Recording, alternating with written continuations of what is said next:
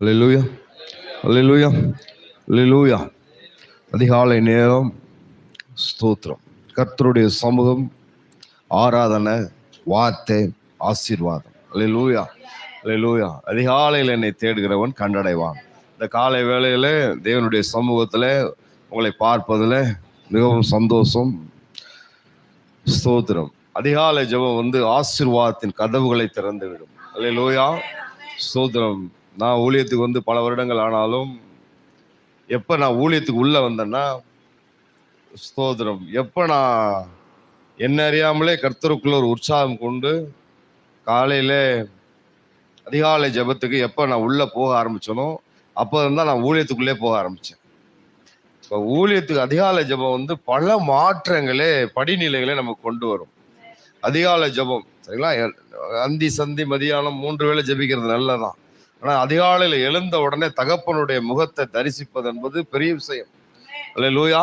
அப்போ அதிகாலையிலே தேவனுடைய சமூகத்தை தேடி ஓடி வந்த உங்களை சபை வாழ்த்துகிறது, வரவேற்கிறது. அல்லேலூயா. எடுத்துக்கொள்ளலாம் இந்த மாதத்துடைய வாக்குத்தத்தம் லூக்கா 12:32.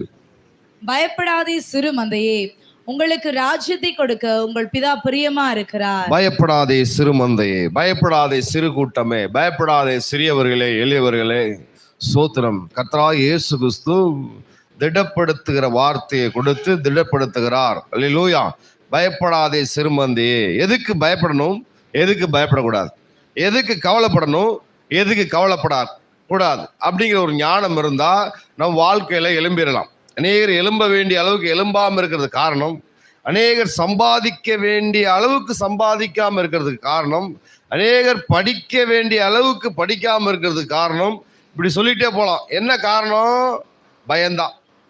ஒரு இன்டர்வியூ அட்டன் பண்ண பயம், ஒரு இடத்துல இருந்து இன்னொரு இடத்துக்கு போக பயம், ஒரு பெரியவங்களோட பேசுறதுக்கு பயம், மற்ற மொழிக்காரர்களோட உரையாடுவதற்கு பயம். அப்ப பயப்பட்டுக்கிட்டே இருந்தோம்னு வச்சுக்கோங்களேன், அப்படியே இருந்த இடத்துல இருக்க வேண்டியதுதான். சரிங்களா? எப்ப பயத்தை நம்ம விட்டு எடுத்து போடுகிறோமோ அப்பதான் உலகம் பெருசு, நாம குண்டு சட்டிகளே குதிரை ஓடிக்கிட்டு இருக்கிறோம். ஆனா நிறைய விஷயங்களை கத்துக்கணும். இங்கே ஆண்டவர் சொல்கிறார் பயப்படாதே. அல்லேலூயா. வேதத்திலே சொல்லுவாங்க பயப்படாதேன்னு 365 தடவை எழுதியிருக்கு. அப்படிலாம் கிடையாது.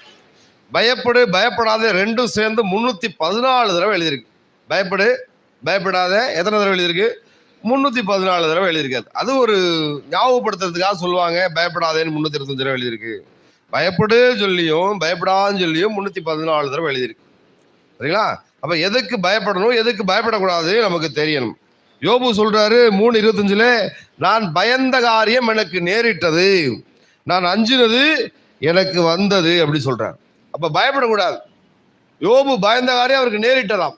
ஆனா தாவீது சொல்றாரு சங்கீதம் 27:3, எனக்கு விரோதமாய் ஒரு பாளையம் இறங்கினாலும் என் இருதயம் பயப்படாது, என் மேல் யுத்தம் எழும்பினாலும் இதிலே நான் நம்பிக்கையா இருப்பேன். சரிங்களா? பயப்படக்கூடாது, கவலைப்படக்கூடாது. இந்த லூக்கா புஸ்தகத்துல இந்த மாத வாக்குத்தத்தத்துல லூக்கா 12 பாத்தீங்கன்னா கவலைப்படாதே பயப்படாதே கவலைப்படாதே பயப்படாதே. சரிங்களா? நிறைய விஷயங்களை குறித்து ஆண்டவர் அழகா பேசியிருப்பார், புரியிறாப்புல பேசியிருப்பார், அழகா பேசியிருப்பாரு, புரியிறாப்புல பேசியிருப்பார். சரிங்களா? நிறைய வேதம் நிறைய விஷயங்களை குறித்து பயப்படாதுன்னு சொல்வது போல கவலைப்படாதுன்னு சொல்லியிருக்குது. ஆனா ஒரு விஷயத்தை குறித்து கவலைப்படுன்னு சொல்லியிருக்கு.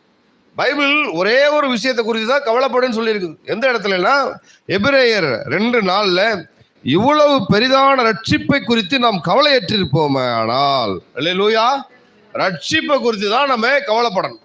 சரிங்களா? ஏன்னா ரட்சிப்பு முடிவு பரியந்தம் காத்து கொள்ளணும். அநேக ரட்சிப்பை காத்து கொள்கிறது இல்லை. ரட்சிக்கப்படுறாங்க, ஞானஸ்தானம்லாம் எடுக்கிறாங்க, இன்னும் அடுத்த படிநிலைக்கு போயிடுறாங்க, அபிஷேகத்துக்குள்ள போயிடுறாங்க, அடுத்த மாசம் ஆள் காணாம போயிடுறாங்க. ஒரு உற்சாகத்துல உள்ள வந்துடுறாங்க, உற்சாகம் தொலைக்கும் பொழுது அவங்க ஆண்டவர் விட்டு விலகி போயிடுறாங்க. உற்சாகத்தோட விசுவாசம் ரொம்ப முக்கியம்.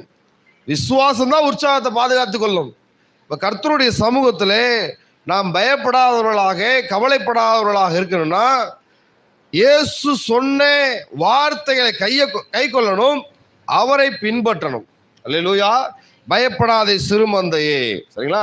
பயப்பட எதுக்கு பயப்படணும், எதுக்கு பயப்படக்கூடாதுன்னு ஒரு ஞானம் இருக்கணும். சரிங்களா? இப்ப பாத்தீங்கன்னா 1000 கோடிக்கெல்லாம் கப்பல் கட்டுறாங்க. அந்த முதலாளி உண்மையிலே பாராட்டணும். எத்தனை கோடிக்கு? 1000 கோடிக்கு கப்பலை கட்டி தண்ணிக்குள்ள விட்டுறான் பாருங்க. அதுவும் அந்த கடல்லாம் பார்த்தீங்கன்னா, நான் கடல்ல ஒரு 4 வருஷத்துக்கிட்ட வேலை பார்த்துருக்கேன். கொந்தளிக்கும். சீடே அப்படின்னா கரையே இல்லாத நாள் தான் சீடேன்னு சொல்லுவாங்க. ஒரு தேசத்துலேருந்து இன்னொரு தேசத்துக்கு போகணும். சாப்பிட முடியாது, சாப்பிட்டாலும் வாந்தி வரும், சரிங்களா? இங்கேயே உருண்டுலாமான் இருக்கும், உடல்லாம் வெளியில வந்து விழுகிறாப்புல இருக்கும். கப்பல் பாருங்க, அத்தனை டன்னு வெயிட்டை தூக்கிக்கிட்டு 1000 கோடியில கட்டின கப்பல் அந்த அலைகடலை தாண்டி இன்னொரு இலக்குக்கு போகுது. இன்னொரு இலக்குக்கு போனா தான் இந்த 1000 கோடி கட்டின கப்பலுக்கு மரியாதை. 1000 கோடி கொடுத்து கப்பலை கட்டிட்டுன்னு சொல்லிட்டு அந்த முதலாளி கடற்கரை ஓரத்திலே, பீச்சிலேயே, அந்த போர்ட்லேயே கட்டி வச்சிருந்தான்னா ஏதாவது மரியாதை இருக்குதா? மரியாதை இல்லை. படிச்சா ஒரு இடத்துல இருந்து இன்னொரு இடத்துக்கு வேலைக்கு போகணும், இன்டர்வியூக்கு போகணும், எல்லையை விட்டு எல்லை போகணும், மாநிலத்தை விட்டு மாநிலம் போகணும், தேசம் விட்டு தேசம் போகணும், ஒரு இடத்தை விட்டு இன்னொரு இடத்துக்கு போகணும், சரிங்களா? அந்த கழுகு முட்டை போட்டு அந்த குஞ்சை அந்த அந்த முட்டையை உள்ள வைக்கும் பொழுது அழகா தாய்க்கழுகு என்ன பண்ணும், ஒவ்வொரு அது எந்தெந்த உன்னதமான இடத்துக்கெல்லாம் அந்த தாய்க்கழுகு சென்றுச்சோ அந்த இடத்துல இருந்து ஒரு குச்சி எடுத்து வரும். ஒவ்வொரு குச்சியும் ஒவ்வொரு அனுபவங்கள். அப்ப தகப்பனான தாயான அந்த தாய்க்கழுகு 2 கழுகுமே, ஆண் கழுகும் பெண் கழுகும் சேர்ந்துதான் இந்த கூட்டை கட்டும். அந்த கழுகுக்குள்ள ஒரு சிறப்பம்சம், அந்த சார்பான பகுதியை வெளியே வச்சு சார்பில்லாத பகுதியை உள்ள வச்சு கூட்டை கட்டும். ஒரு காலத்துல அந்த முட்டை உடஞ்சி குஞ்சு வெளியே வரும்போது அப்படியே குச்சியை மாத்தி வச்சிரும். ஷார்ப்பான பகுதி உள்ள இருக்கிறாப்புல குத்துறாப்புல கொஞ்ச நேரம் ஒரு அளவுக்கு தான். தகப்பன் வீடு நம்ம பயின்ற இடம் ஒரு அளவுக்கு தான். எப்ப சிறகு முளைத்திருத்தோ, எப்ப நம்ம கல்வி கட்டுட்டோமோ அடுத்த அடுத்த அடுத்த படிநிலைக்கு நம்ம போகணும், சரிங்களா? பயப்படக்கூடாது. பயப்பட்டா ஒண்ணுமே நடக்காது.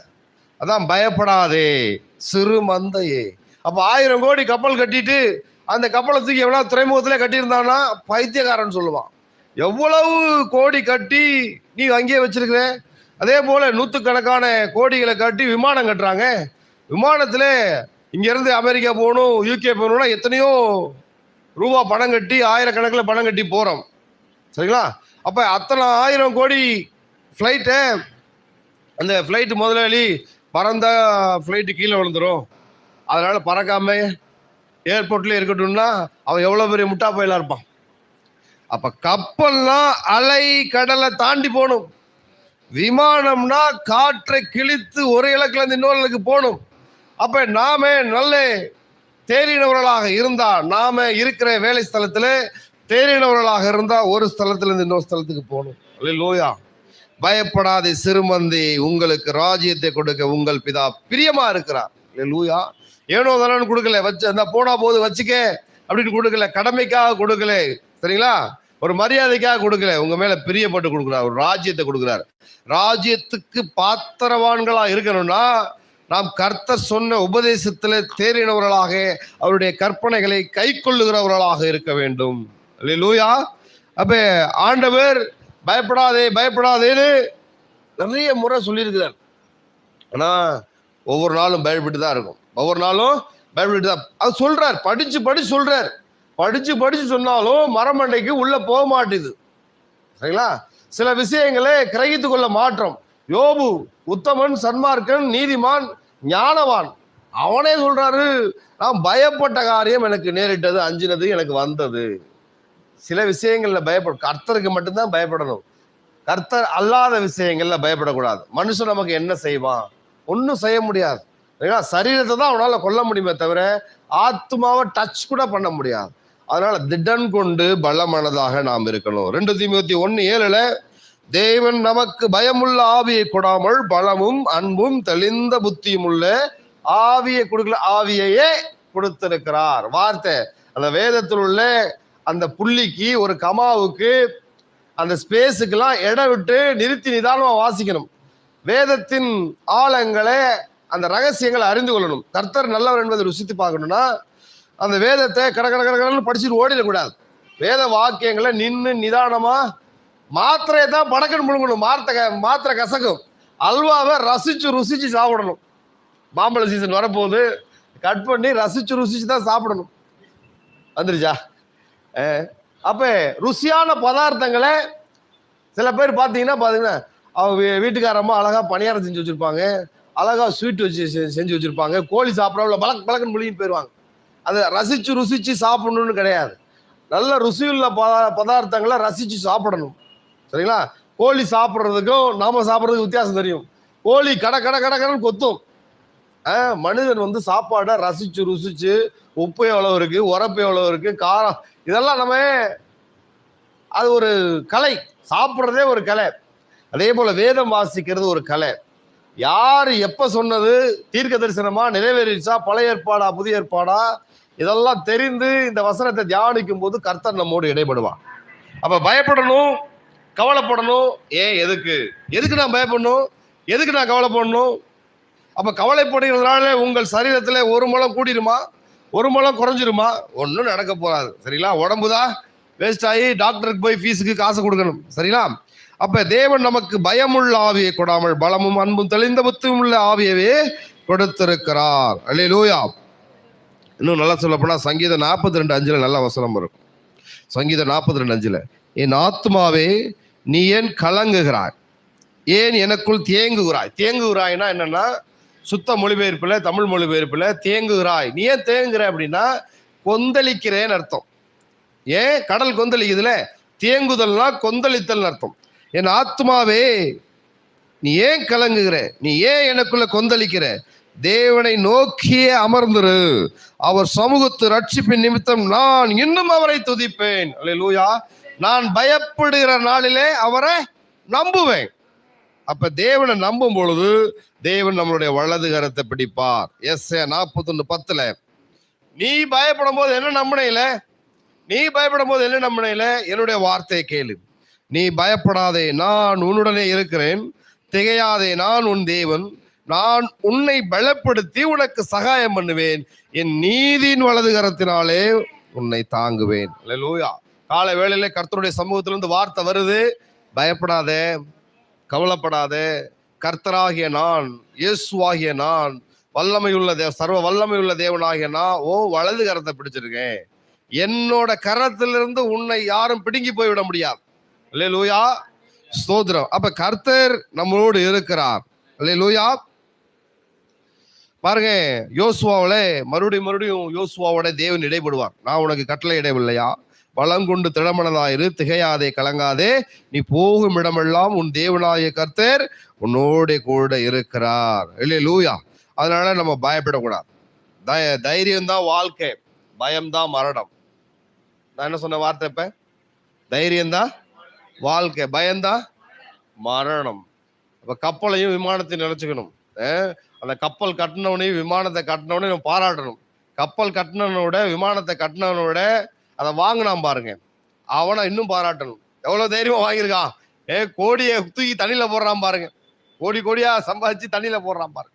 1000 கோடிக்கு அவன் கப்பல் வாங்கினாலும் ஒரு குறிப்பிட்ட நாள்ல அவன் 10,000 கோடி சம்பாதிச்சிருவான். தைரியமா தொழில் செய்யறான் பாருங்க, தைரியமா ஒரு இடத்துல இருந்து ஒரு இடத்துக்கு அனுப்புறான் பாருங்க. அதே போல இந்த தைரியம் புருஷ லட்சணம். மிகுந்த தைரியத்துக்கு ஏற்ற விசுவாசத்தை நம்ம விட்டு விடக்கூடாது. சரிங்களா? மத்தேயு 6:27, கவலைப்படுகிறதுனாலே உங்களில் எவன் தன் சரீர அளவோடு ஒரு முழத்தை கூட்டுவான். இதுல இந்த வாக்குத்தத்த வசனத்துல இயேசு ராஜ்யத்தை குறித்து பேசுறார். ராஜ்யத்தை குறித்து பேசுறார் பாருங்க. நல்ல தைரியமா இருக்கு சொல்லி பேசுறார். பிதாவோட ராஜ்யம் ஒரு இருள் இல்லாத ராஜ்யம், அது ஒரு பிரகாசமுள்ள ராஜ்யம், அசைவில்லாத ராஜ்யம், அழிவில்லாத ராஜ்யம், என்றென்றைக்கும் உள்ள சிங்காசனம் இருக்கக்கூடிய ராஜ்யம், நித்திய ராஜ்யம். அந்த ராஜ்யத்தை குறித்து பேசுறார். அந்த ராஜ்யத்துக்குள்ள நம்ம பிரவேசிக்கணும். நம்ம அமெரிக்காவுக்கு போகணும்னு ஆசைப்படுறோமா? நிறைய பேர் அமெரிக்காவுக்கு போகணும்னு ஆசைப்படுறீங்களா? யூகேக்கு போகணும்னு ஆசைப்படுறீங்களா? எங்க போகணும்னு ஆசைப்பா? எங்க? சரி, எல்லாம் பெரிய பெரிய நாடுகளுக்கு. நம்ம எப்படி ஆசைப்படுறோம்னா, இந்தியா ரூபாவை விட அதிக மதிப்பு கொண்ட பண வேல்யூ, அந்த மணி வேல்யூ உள்ள நாட்டுக்கு ஆசைப்படுவோம். சரிங்களா? போறதுக்கு ஆசைப்படுவோம். நல்லதுதான். உலக காரியங்களுக்கு ஆசைப்படுறது நல்லதுதான். வேதம் ஏழ்மையை போதிக்கல, வேதம் எளிமையை தான் போதிக்குது. அதனால நம்ம ஆவிக்குரிய ஆசீர்வாதங்கள் மாத்திரமல்ல, பொருளாதாரத்துக்குரிய ஆசீர்வாதங்களே நம்ம நல்லா இருக்கணும்.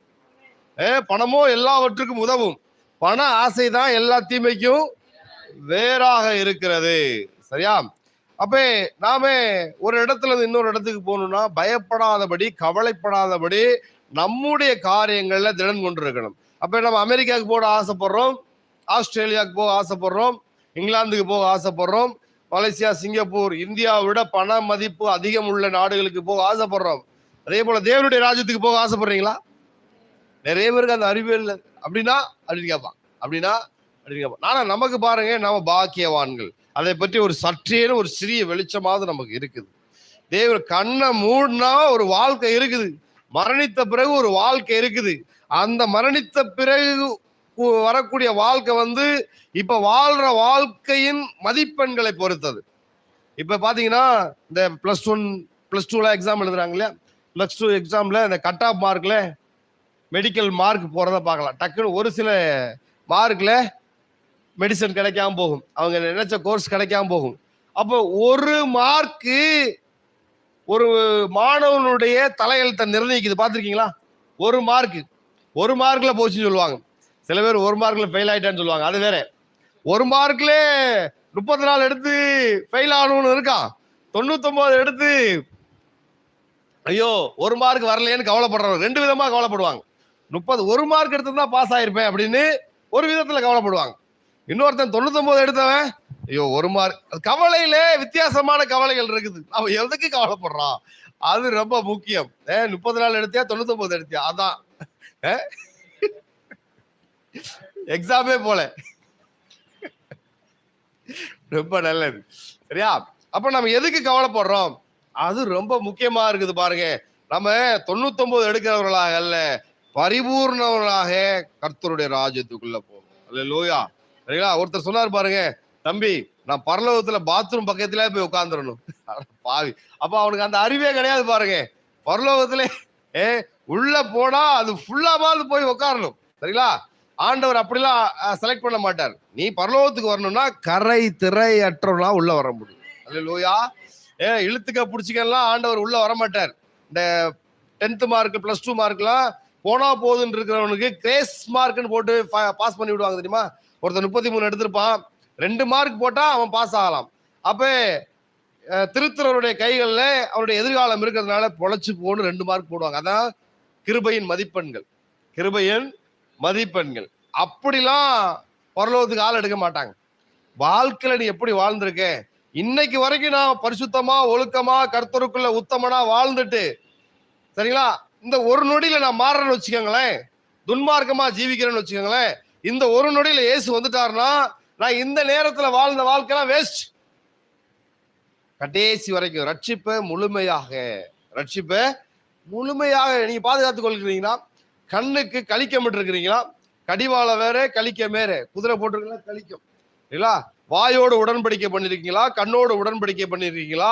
இருதயத்தின் அறையை கட்டி கொண்டிருக்கிறீங்களா? போகக்கூடாத இடத்துக்கு போகாம இருக்கிறீங்களா? இதெல்லாம் தேவன் பார்க்கிறார். நம்ம எவ்வளவுதான் ஒயிட் கலர்ல சட்டை போட்டிருந்தாலும், சரிங்களா, ஒயிட் கலர் சட்டையை பார்த்தவன் லைட்டா ஒரு புள்ளி இருந்தாலும் என்ன அங்க அழுக்கு இருக்கு அதை தான் பார்ப்பான். அதே போல நம்ம ஒரு வாழ்க்கையில 80 வருஷம் வாழ்ந்துருந்தோம்னு வச்சுக்கோங்க, பலத்தின் மிகுதியால் 80 வருஷம். என்னைக்கோ அந்த 80 வருஷம் வளர்ந்த தாத்தா ஒரே ஒரு தப்பு பண்ணிருப்பான் அந்த பாலிய வயதுல. அதான் அவன் பாலிய ஃப்ரெண்டு சொல்லுவான், டேய் நீ அந்த தப்பு பண்ணல, எப்ப 80 வயசுல சொல்லுவான். அப்ப அவன் 80 வருஷமா ஒழுக்கமா வாழ்ந்தான். ஒரு நாள் ஏதோ தப்பு பண்ணிட்டாரு அந்த தாத்தா, அதை 80வது வயசுல சொல்லும் போது அவருக்கு ஒரு குற்ற உணர்வு ஏற்படும். அதே போல நாம என்னதான் ஒயிட் கலர் சட்டை போட்டிருந்தாலும், ஒரு சின்ன கரையோ இல்ல சட்டை லைட்டா கிழிஞ்சிருந்தாலோ உலகம் அதைத்தான் பார்க்கும். அப்ப அந்த மாதிரியான உலகத்துல நாம இருந்து நாம தேவனை நோக்கி பார்க்கும் பொழுது நாம் பிரகாசிப்போம். அவர்கள் அவரை நோக்கி பார்த்து பிரகாசம் அடைந்தார். மோசே தேவனை நோக்கி பார்த்து அவன் முகம் பிரகாசித்தது அப்படின்னு பார்க்கலாம். இயேசு தேவனை நோக்கி பார்த்து அவர் பிரகாசமானார்னு பார்க்கலாம். ஸ்தேவான் மரணிக்கும் பொழுது தேவதூதனுடைய முகம் இருந்தது போல அவன் பிரகாசமா இருந்தான்னு பார்க்கலாம். அப்ப வாழ்கிற நாட்கள்ல நம்ம எழும்பி பிரகாசிக்கணும் அப்படின்னா நம்மகிட்ட அவருடைய ஒளி வரணும்னா அவரை நோக்கி பார்க்கிறவர்களாக இருக்கணும். எந்த காரியத்துக்கு பயப்படணும், எந்த காரியத்துக்கு பயப்படக்கூடாது ஒரு அறிவு இருக்கும் பொழுது நாம் எழும்பி பிரகாசிக்கலாம். ரோமர் 8:28 நல்ல வசனம் இருக்குது பாருங்க. இது நான் கவலைப்படும் போதெல்லாம் நான் படிக்கக்கூடிய வசனம். என்னன்னா, அன்றியும் அவருடைய தீர்மானத்தின்படி அழைக்கப்பட்டவர்களா தேவனிடத்தில் அன்பு கூறுகிறவர்களுக்கு சகலமும் நன்மைக்கு ஏதுவாய். நன்மையா நடக்குதுன்னு போடல, நன்மைக்கு ஏதுவாய். இன்னைக்கு உங்களுக்கு இழப்பு வந்துச்சுன்னா அந்த இழப்பு நீங்க கர்த்தருக்குள்ள இருந்தா அது வரவாக மாறும், லாபமாக மாறும். சரிங்களா? எடுத்த உடனே எல்லாம் நன்மையா கிடைச்சிடாது. சரிங்களா? உங்க சாபத்தையே தேவன் ஆசீர்வாதமாக மாற்ற முடியும் என்றால் தீமையை நன்மையாக மாற்றக்கூடிய தேவன் தான் நம்மளுடைய தேவன். அல்லேலூயா. அன்றியும் அவருடைய தீர்மானத்தின்படி அழைக்கப்பட்டவர்களுக்கு தேவனிடத்தில் அன்பு கூறுகிறவர்களுக்கு சகலமும் போட்டிருக்கு. சகலமும் எல்லாமே நன்மைக்கு ஏதுவாக நடக்கிறது என்று அறிந்திருக்கிறோம். அதே வார்த்தையின் வீரியத்தை நம்ம படிச்சுக்கணும். சரிங்களா? அப்ப நாம இந்த மாதத்துடைய வாக்குத்தத்தத்தின்படி பயப்படாதே சிறு மந்தையே, சிறியவர்களை பார்த்து எளியவர்களை பார்த்து தன்னை பின்பற்றுகளை பார்த்து இயேசு சொல்கிறார். சரிங்களா? இந்த சிறு கூட்டம் உண்மையா இருக்கிறத குறித்து பேசுறார். கொஞ்சம் சில நேரத்துல ஒரு சின்ன அசைவு பெரிய மாற்றத்தை கொண்டு வந்துடும். ஒரு காரு, ஒரு பைக்கு ஒரு 100 கிலோமீட்டர் 120 கிலோமீட்டர்ல போகுது. ஒரு காரு ஹைவேஸ்ல 140 கிலோமீட்டர்ல செம்ம ஸ்பீட்ல போகுது. லைட்டா ஸ்டேரிங்க திரும்பும் போது மொத்தமா பெரிய மாற்றம் வரும். பார்த்துருக்கீங்களா? செக் பண்ணி பாருங்க. 140ல வண்டி போகுது. வண்டியில டிரைவரு பெரிய 100 பேர் பேசஞ்சரோட போறாரு. லைட்டா திரும்பும் போது பெரிய மாற்றம் வரும். சின்னதுதான், நாக்கு சின்னதுதான், ஆயுள் சக்கரத்தையே கொளுத்தி விடுமா. சுக்கான் சின்னதுதான், பெரிய கப்பலே திருப்பிடுமா. சின்ன சின்ன விஷயங்கள் பெரிய மாற்றத்தை கொண்டு வரும். உப்பு மறைந்திருந்து தன் வேலையை செய்யும். ஈஸ்ட் மறைந்திருந்து தன் வேலையை செய்யும். ரட்சிப்பு கண்ணுக்கே தெரியாது. ஆபீஸ்ல 100 பேர் இருக்கான்னா நீங்க ரட்சிக்கப்பட்ட ஒரு நபர் எல்லாவற்றையும் ரட்சிப்புக்குள்ளாக நீங்க கொண்டு வரணுமே தவிர நீங்க ரட்சிக்கப்படாதவர்களோடு சேர்ந்து உலக வாழ்க்கையை நீங்க வாழக்கூடாது. அல்லேலூயா. அப்ப இந்த மாதத்துடைய வாக்குத்தத்தம் என்ன? பயப்படாதே சிறுமந்தே. சிறு கூட்டத்தை பார்த்து, சிறு கூட்டத்தை உங்களை பார்த்துதான் கரெக்டா சொல்றாரு. எத்தனையோ பேர் இருக்கலாம் வேலை ஸ்தலத்துல, உங்களை பர்டிகுலரா உங்களை தான் ஆன்லைன்ல பார்த்துருக்கனாலும் சரி, ஆடிட்டோரியத்துல உட்கார்ந்துருந்தாலும் சரி, எங்கே உட்கார்ந்துருந்தாலும் சரி, உங்களை பார்த்தான் சொல்றாரு பயப்படாதே சிறுமந்தையே. அல்லேலூயா. கொஞ்சத்துல உண்மையாரு, கொஞ்சத்துல உண்மையாரு. உங்களுக்கு கொடுக்கப்பட்ட காரியத்துல உண்மையா இருக்கணும். சரிங்களா? வெளிப்படுத்தல் 3:8 உனக்கு கொஞ்ச பலன் இருந்தும் என் நாமத்தை மறுதலியாமல் என் வசனத்தை கேட்கொண்டு அப்படின்னா இது உனக்கு திறந்த வாசல. கொஞ்ச பலன்னாலும் உண்மையா இருக்கணும். கொஞ்சம் மாவு இருந்தாலும் அதை கர்த்தருக்கு கொடுக்கணும். சரிங்களா? கொஞ்சம் ரத்தம் தான், பஸ்கா ஆட்டுக்குட்டியோட ரத்தம் எடுத்து ஒரு ஆட்டுக்குட்டியோட அறுத்து அப்படியே போட்டு ஒரு வீட்டுக்கு அப்படிலாம் இல்லை. பஸ்கா ஆட்டுக்குட்டியோட கொஞ்சம் ரத்தத்தை எடுத்து நிலைக்கால்களை தெளிக்கும் போது சங்காரத்துடன் உள்ள வர மாட்டான். கொஞ்சத்துக்கு அவ்வளவு வல்லமை இருக்குது. அதனால ஒரு தாளம் தான், நான் இவ்வளவுதான் படிச்சிருக்கேன்னு சொல்லிட்டு நம்ம கர்த்தருக்கு நான் பயன்பட மாட்டேன்னு சொல்லிட்டு விலகி போயிடக்கூடாது. கர்த்தருடைய சமூகத்தை விட்டு ஒரு தாளம் தான் எனக்கு இருக்குது, அதனால நான் அதை புதைச்சி வச்சிருக்கூடாது. ஒரு தாளந்தை வச்சு நம்ம எழும்புவர்களாக இருக்கணும். அல்லேலூயா. கர்த்தர் நமக்கு நிறைய விஷயங்களை சொல்லி கொண்டுகிட்டே வராரு. சரிங்களா? கடைசியா இந்த வசனத்தை பார்த்து முடிக்கலாம். கடைசியா வசனத்தை பார்த்து நம்ம முடிக்கலாம்.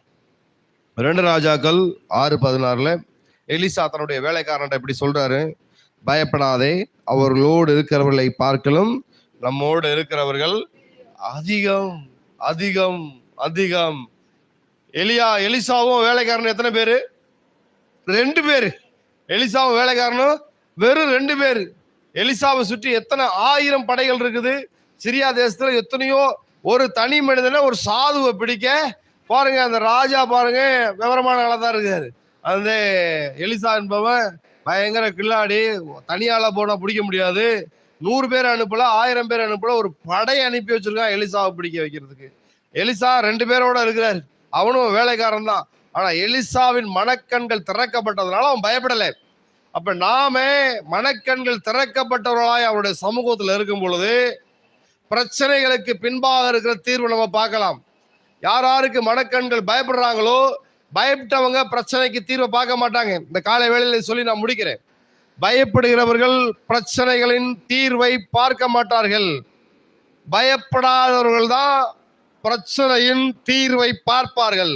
மனக்கண்கள் திறந்தவர்கள் தான் பிரச்சனையின் தீர்வை பார்ப்பார்கள்.